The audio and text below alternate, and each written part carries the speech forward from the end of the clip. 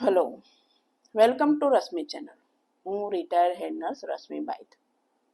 આજનો મારો ટોપિક છે કે બાળકનું વજન. ન્યૂબોર્ન બેબી હોય એટલે તરત જન્મેલું બાળક હોય એનો જેટલું પણ ખોરાકનું ફીડિંગનું મહત્ત્વનું છે, એની હેલ્થનું મહત્ત્વનું છે, એટલું જ વજનનું ખૂબ જ મહત્ત્વનું છે. તો નોર્મલ બેબીનું વજન 2.5 થી 4 કિલો હોય છે. અને પછી નોર્મલ બેબીને આપણે ઘરે લઈ ગયા પછી માતા દૂધ પીવડાવતી હોય છે. તો બાળકને બરાબર દૂધ બાળક પેટ ભરીને દૂધ લે છે કે નહીં, માતાને દૂધ આવે છે કે નહીં, એના વજન પરથી પણ આપણને ખબર પડે છે.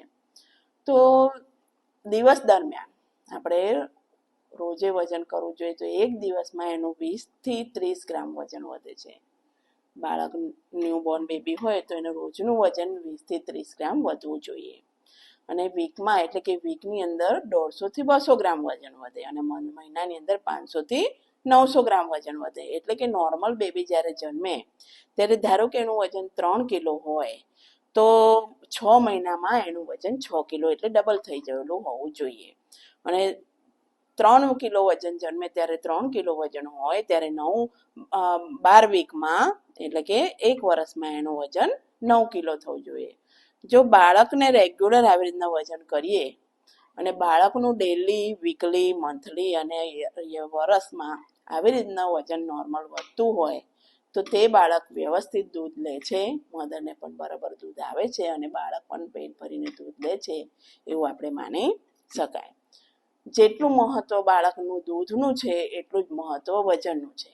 કારણ કે વજન પરથી જ આપણને ખબર પડે છે કે બાળક બરાબર દૂધ લે છે કે નહીં. જેથી કરીને બાળકનું રેગ્યુલર આ રીતે વજન કરવું જોઈએ. Thank you. આજનો મારો વિડીયો ગમ્યો હોય તો લાઈક કરો, શેર કરો અને સબસ્ક્રાઈબ કરો. કોમેન્ટમાં તમારે જે પણ જેના ન્યૂબોર્ન બેબી વિશે કોઈ પણ ટોપિક વિશે જાણવું હોય તો લખી શકો છો. Thank you.